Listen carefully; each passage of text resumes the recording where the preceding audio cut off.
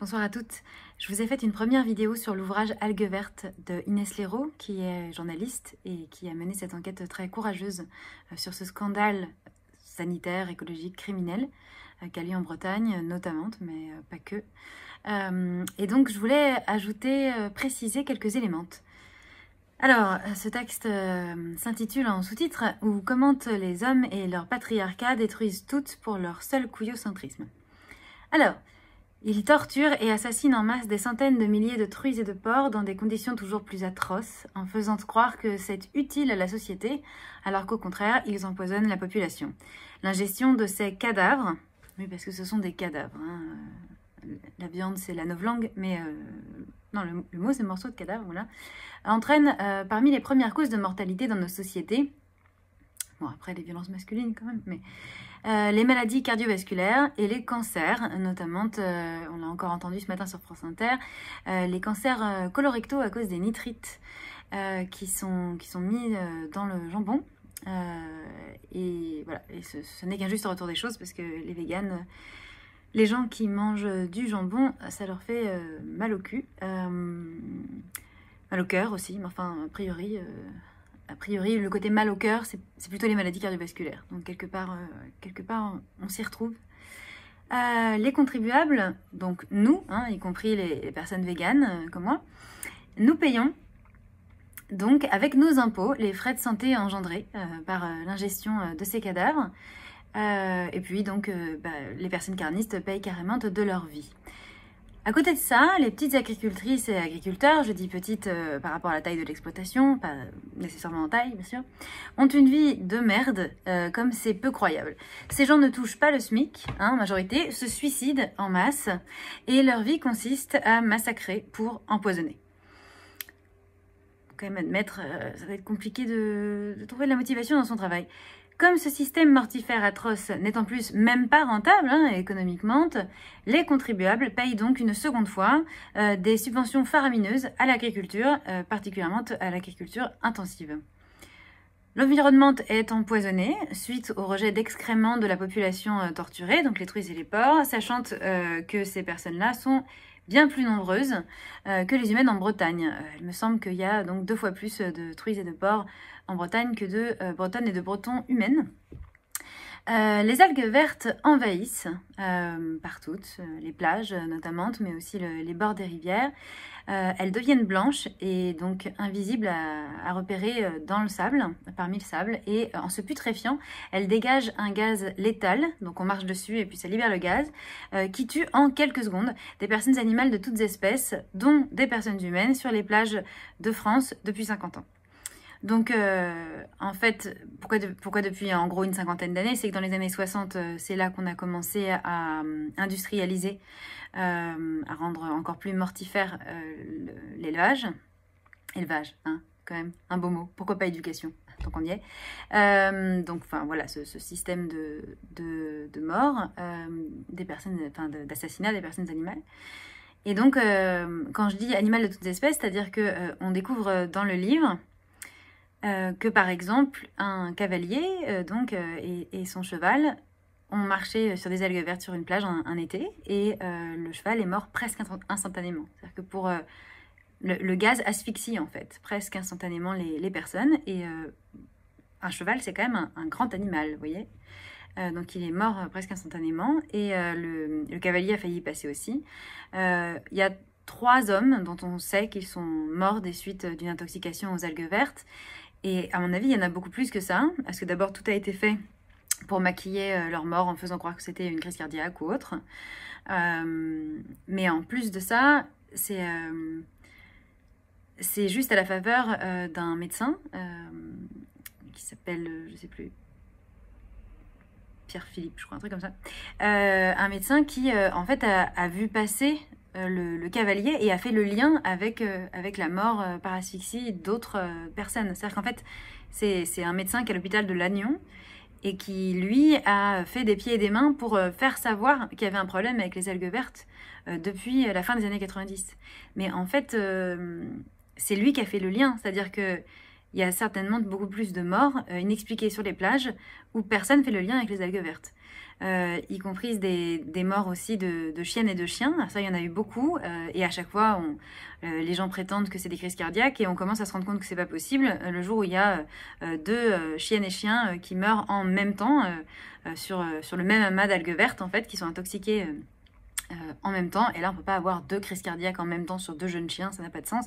Et donc l'humaine de ces chiennes et chiens-là travaillait dans un cabinet vétérinaire, et donc c'est là qu'il y a une analyse, et c'est là qu'on se rend compte que oui, c'est bien les algues vertes, mais c'est terrible. Dans la BD, on découvre qu'il y a des jours où on découvre une quarantaine de laits et de sangliers, de marcassines et de marcassins décédés sur la plage, toutes et tous ensemble. Enfin, c'est vraiment terrible, toutes les espèces animales, et donc y compris humaines, qui sont morts dans les dernières années.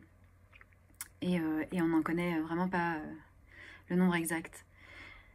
Le scandale est couvert par des politiques soucieux de se faire réélire, des scientifiques corrompus et les très riches patrons de l'élevage intensif, qui sont parmi les plus grosses fortunes de France. Donc là, on a évidemment que des hommes blancs parmi ces gens-là.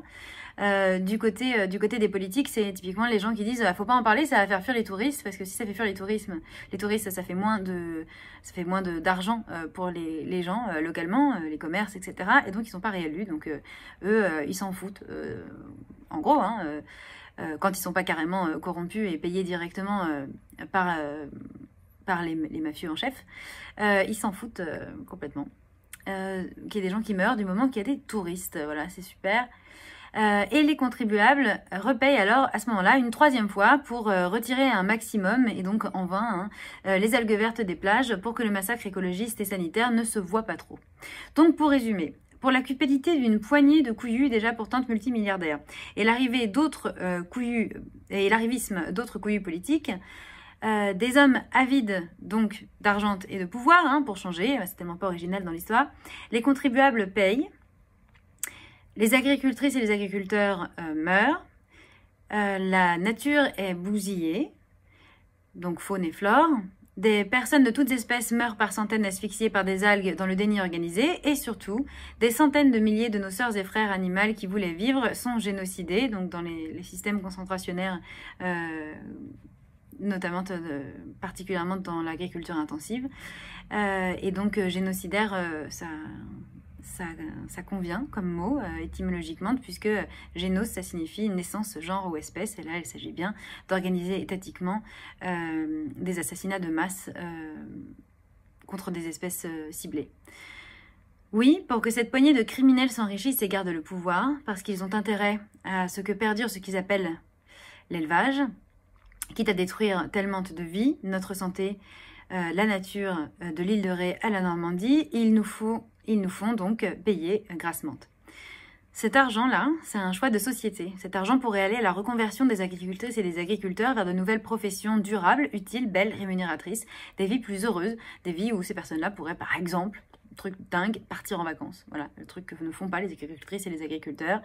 Oui, il y aurait plein de manières, en fait, de mettre cette subvention à subventionner un modèle d'agriculture et durable, en fait, pour qu'on puisse, de manière végane, toutes et tous, ne pas avoir de carence, manger très très bien, que ce soit au niveau du goût ou au niveau des apports nutritionnels, et faire en sorte que les anciennes agricultrices et agriculteurs d'élevage trouvent à se réinsérer dans la société dans des métiers durables pour l'avenir. Parce que là, c'est sûr que ça ne peut pas continuer comme ça. Ça, ce serait quand même très bonne chose à dire dans un programme politique, je me rends compte. Et vraiment, ce sont des métiers tellement durs, des vies, mais tellement pas enviables. Je suis persuadée qu'assez rapidement, on arrivera à les faire rêver avec ça. Donc, pour donner une belle fin de vie à toutes les truies et les porcs aujourd'hui assassinés, donc ça, c'est aussi quelque chose qu'il faudrait faire. Il ne s'agirait pas de tuer toutes les personnes qui sont nées aujourd'hui, mais donc de les stériliser et de s'en occuper correctement, de les soigner pour leur offrir une fin de vie digne. Ça, c'est par exemple des choses que pourraient faire les agricultrices et les agriculteurs, être enfin payés pour le bien-être animal et pas pour autre chose, et les laisser mourir de leur belle mort. Pour construire un monde durable et vegan, égalitaire et en paix, sans crime, sans destruction, sans riches, sans pauvres non plus. Parce que c'est sûr, si vous abolissez les richissimes, vous abolissez les pauvrissimes aussi. Sans suicide, sans risque de mourir instantanément en se baladant sur une plage un jour d'été. Et ceci n'est que l'exemple breton des algues vertes. Combien d'horreurs comme celle-ci pour ces mêmes hommes. Nous n'avons jamais eu si peu de têtes en ligne de mire à expédier pour faire la révolution. Voilà, il y a évolution dans révolution. Alors qu'attendons-nous? Et je voudrais ajouter que parce que tous ces crimes sont ceux d'un patriarcat, donc, capitaliste, écocide, spéciste et carniste, pour 2022, moi je veux une candidate féministe, résolument de gauche, et pour une économie juste et durable. Vraiment rebattre les cartes, aller vers une autre façon de consommer, ou plutôt de ne pas consommer un certain nombre de choses qui ne sont pas vitales. Un monde écologiste, une candidate écologiste avec une prise en compte des urgences animalistes. Et donc c'est pour cela que je me suis rapprochée de Sandrine Rousseau qui se présente à la primaire d'Europe Écologie Les Verts. Et je vous conseille de suivre, elle a fait une de ses premières conférences depuis son annonce de candidature hier. Il y en a une autre à venir ce soir et j'ai hâte de l'écouter. Voilà, donc je vous conseille cet ouvrage, Algues vertes d'Inès Léraud. Et j'avais simplement envie d'ajouter ces éléments. Merci.